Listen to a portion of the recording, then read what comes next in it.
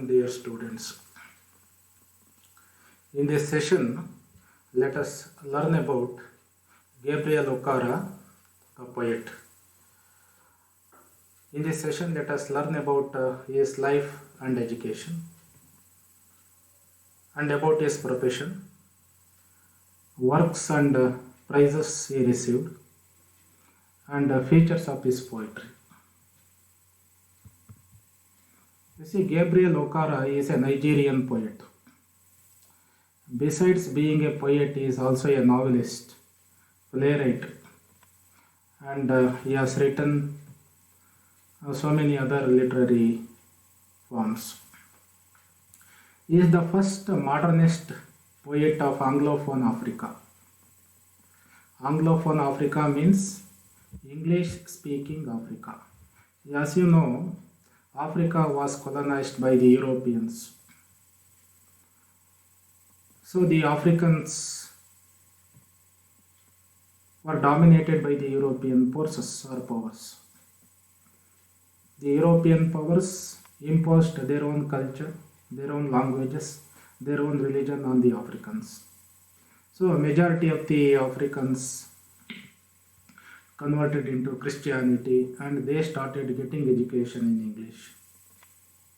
So they started writing even in English after they were colonized. So Gabriel Okara is the first modernist poet who wrote in English. He was born in the year 1921 in a place called Beaumont. This place falls under British occupied Nigeria in the African continent. So Gabriel Okara is a descendant of a noble family. It means he belongs to a very rich and noble family in Nigeria. His family basically belongs to the local Ijo ethnic group. Ijo is a native ethnic group in Nigeria. His family basically belonged to that ethnic group, and he was a son of a businessman. His father was a businessman and a well-to-do family, and his family adhered to the Christian Scientist religion. They later converted into Christianity and they became Christians. But in Christianity there are so many sects, but this particular Christian Scientist religion, this particular sect in Christianity believes that illness is an illusion and it can be cured by prayer. So they had faith in this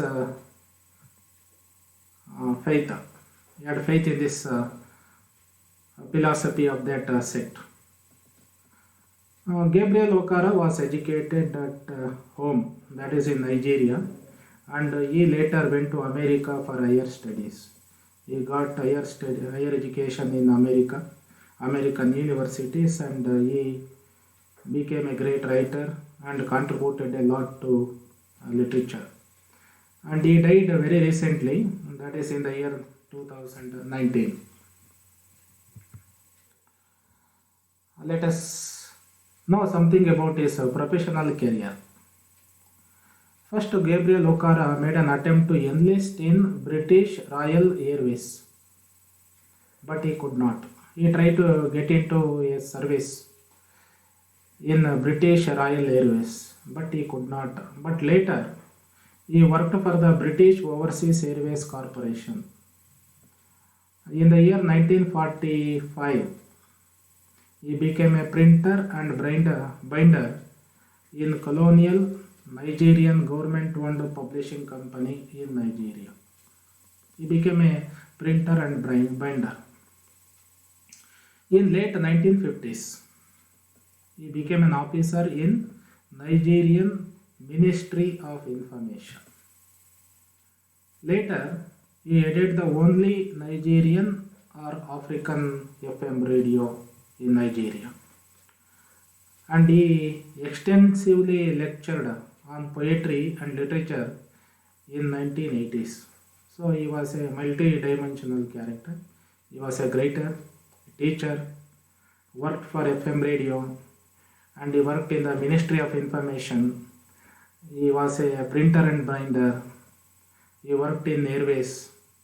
So his professional career is very diverse. Let us come to his literary works and awards. Gabriel O'Hara first started writing in his mother tongue, Iju. Later he started writing in English. He wrote so many plays, translated folk material from Ijo into English, and he prepared a documentary material for broadcasting. And for his first poem, titled The Call of the River Nun, he received the award in the year 1953. The award was Best All-Round Entry in Poetry at the Nigerian Festival of Arts. After he received this award, several of his poems were featured or published in the Nigerian literary journal called Black RPS. He wrote a novel titled The Voice. He wrote it in the year 1964. This novel is written in a unique form of English that reproduces the patterns of O'Hara's native Ijo language. It is an hybrid language. We find the local language in this particular novel, and it is very unique in form. And O'Hara reproduces the patterns of his native language, Ijo language, in that novel. He critiqued the political leaders of his land in this particular novel, and it is said that much of his manuscript was lost during the Nigerian Civil War, which took place between 1967 and 1970. Is a collection of poems titled The Fisherman's Invocation was published in the year 1978. This collection got Commonwealth Poetry Prize in the year 1979. Gabriel O'Hara wrote so many books for the children.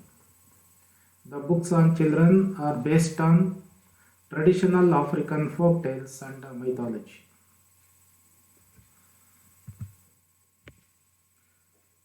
He wrote poems for the children.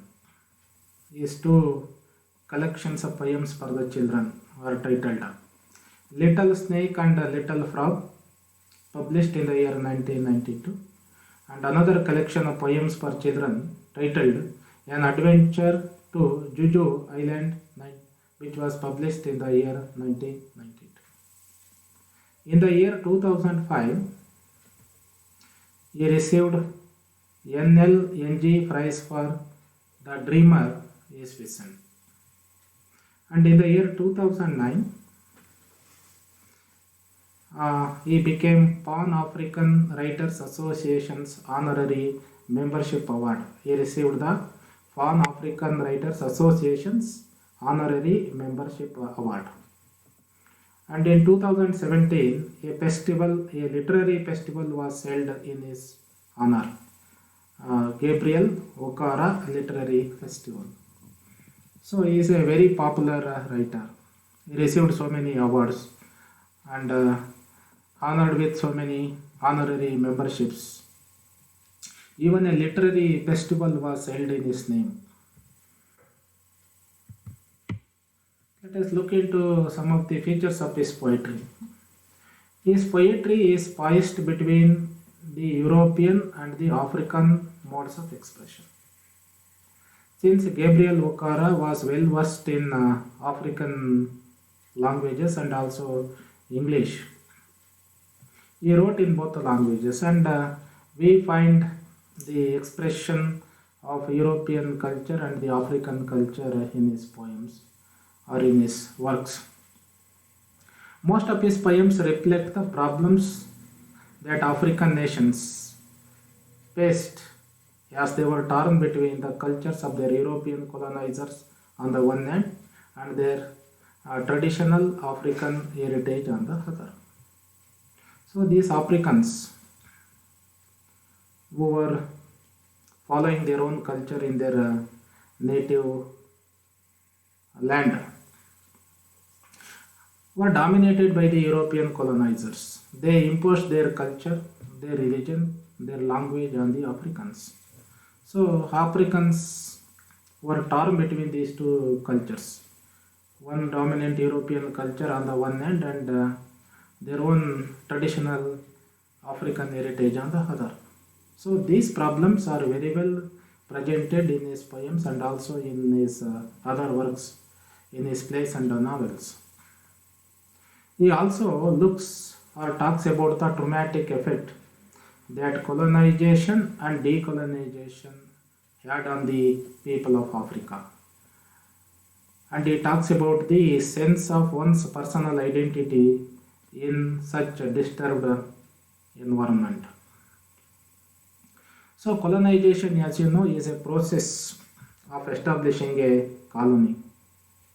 It is a settlement of the immigrants who move to a new place, but they remain culturally tied to their original place of origin.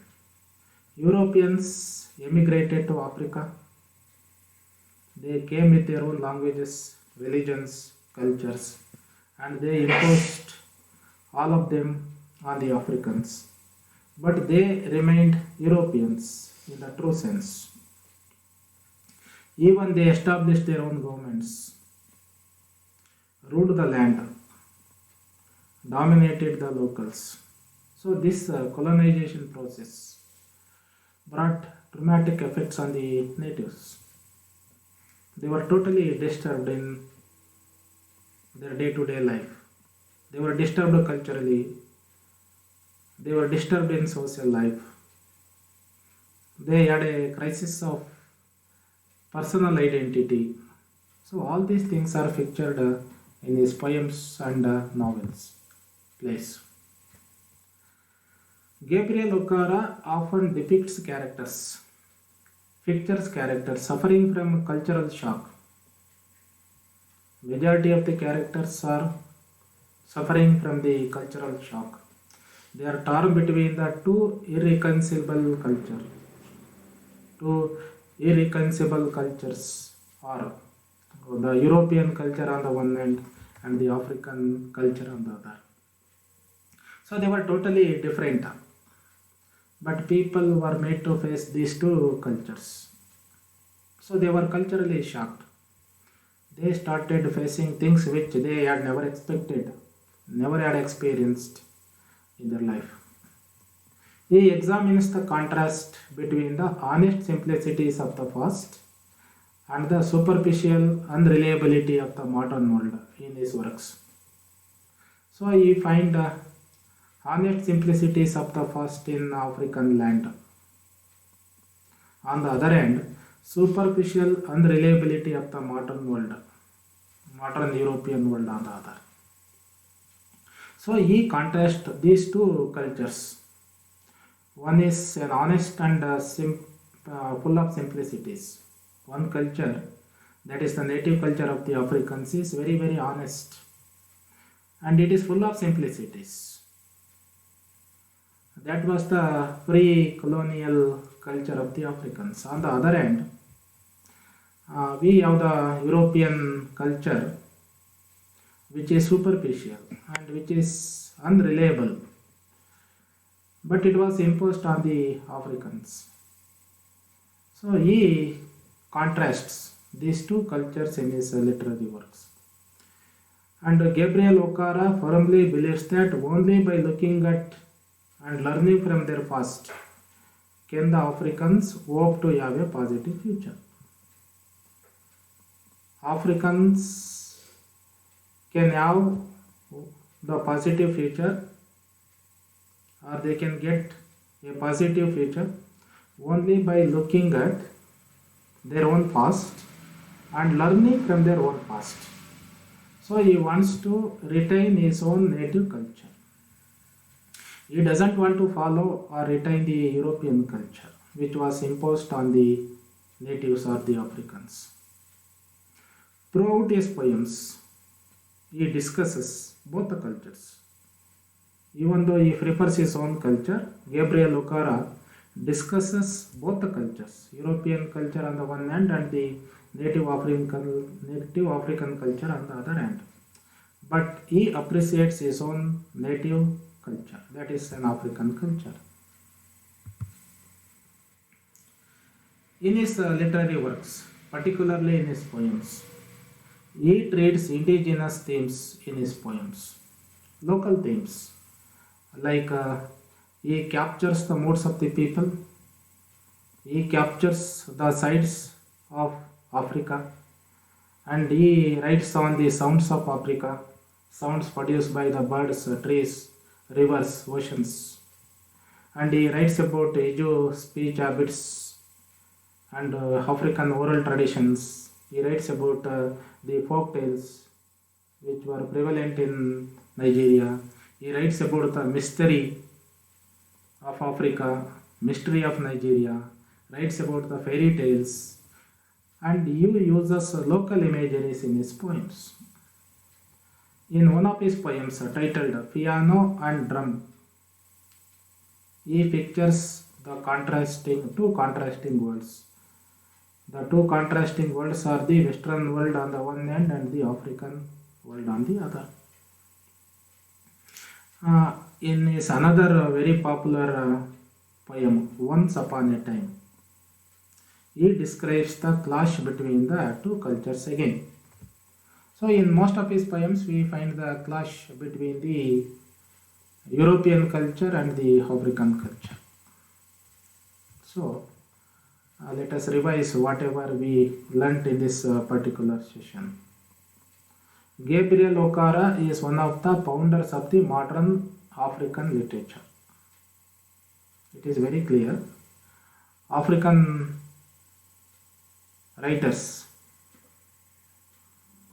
they learnt English language when they were colonized and they started writing in English. Prior to that, Africans did not have their own written literature. So these writers like Gabriel Okara and others, they are the founders of modern African literature. They got European education and they started writing in English. He is known for his experimental novel The Voice, which was published in the year 1964. Gabriel Okara is very well known for his novel, that too an experimental novel, The Voice, which we discussed in the previous slides, where he makes use of the Ijo culture and Ijo language in that particular novel. And his poems are deeply felt and usually introspective. His poems are usually introspective. Introspective means looking inward or self-examination. His poems self-examines, makes the Africans self-examine themselves. His poems make Africans look inward,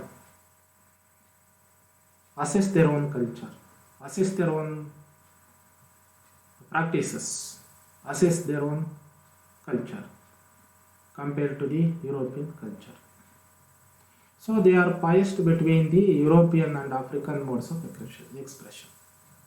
We find both European and African modes of expression in his literary works, particularly in his poems. He is very much concerned for the loss of traditional life in Nigeria. Nigeria, due to colonization, lost its traditional culture, traditional life. They lost their own culture to some extent. So he was very much concerned for the loss. He felt sorry for that. So there is an undercurrent of melancholy in his poems. There is an undercurrent of melancholy, sadness in his poems for the loss of his cultural values, for the loss of his own culture in his own land. And on the other hand, we find satirical elements in his poems. He satirizes the superiority complex of the Europeans or Eurocentric views of the Europeans. That way, we come to know that Gabriel Okara is one of the most popular Nigerian writers, Nigerian poets, who wrote about the clash between the two cultures, European culture and the African culture. Let us study two of his poems and assess how far all these features of his poems are reflected in those poems. These are the websites which I referred to for preparation of this presentation. Thank you for listening.